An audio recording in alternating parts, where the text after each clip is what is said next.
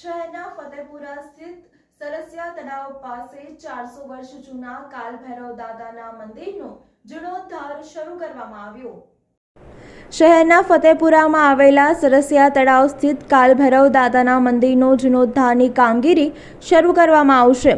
અહીં પતરા હોવાથી શ્રદ્ધાળુઓની ઈચ્છાથી હવે જીર્ણોદ્ધાર કરવામાં આવશે, કારણ કે ઘણા બધા લોકોને પતરા હોવાથી જૂના કાલભૈરવ મંદિર વિશે ખબર નહોતી પડતી। આ મંદિર આશરે 400 વર્ષ જૂનું ગાયકવાડ સમયનું અને પૌરાણિક મંદિર આવેલ છે, જેમાં આ મંદિરમાં પૂજા અર્ચના કરવા માટે મોટી સંખ્યામાં ભક્તો આવતા હોય છે અને દાદાની પૂજા અર્ચના કરી ધન્યતાનો અનુભવે છે। ત્યારે કાલભૈરવ દાદાનું મંદિર જીર્ણોદ્ધાર કરવા માટે રેતી, કપચી, સિમેન્ટ, સળિયાની જરૂરિયાત હોય। મંદિરના પૂજારી તથા વહીવટકર્તા દ્વારા લોકોને મંદિરના જીર્ણોદ્ધાર માટે યથાશક્તિ દાન માટે અપીલ કરવામાં આવી છે। અહીં કાલભૈરવ દાદાનું આ 400 વર્ષ જૂનું મંદિર છે। આ મંદિરમાં ઘણા બધા ભક્તો આવે છે, એમની મનોકામનાઓ પૂર્ણ થાય છે।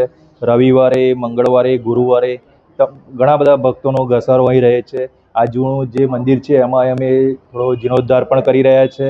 તો મારા આપ સર્વેને એક જ વિનંતી છે કે તન, મન, ધનથી આપ લોકોનો સાથ સહકાર મળે। અમે એવું નથી કહેતા કે ધનથી જ આપો, પણ ખાલી માત્ર તમે ભગવાનને એટલું પ્રાર્થના કરો કે આ જે ભૈરવ દાદાનું મંદિર છે જે આલિશાન રીતે બને અને એનો જીર્ણોદ્ધારમાં કોઈ પણ જાતની કોઈ પણ પ્રકારની તકલીફ ના પડે, એ રીતની પ્રાર્થના તમે ભગવાનને કરો। એ જ અમારા માટે તમારું ધન, મન, ધન અને એ દાન છે અમારા માટે। બસ અમે બધા એક જ વસ્તુ ઈચ્છીએ છીએ કે અહીં આવનાર તમામ ભક્તોના દુઃખ દૂર થાય અને અહીં આવનારા તમામ ભક્તોના દુઃખ તો દૂર થાય જ છે।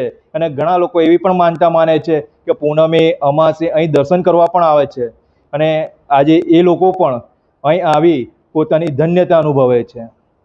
કયા વિસ્તારમાં મંદિર આવેલું છે? આ 400 વર્ષ જૂનું મંદિર સરસિયા તળાવની આગળ કાલભૈરવ દાદાનું મંદિર આવેલું છે।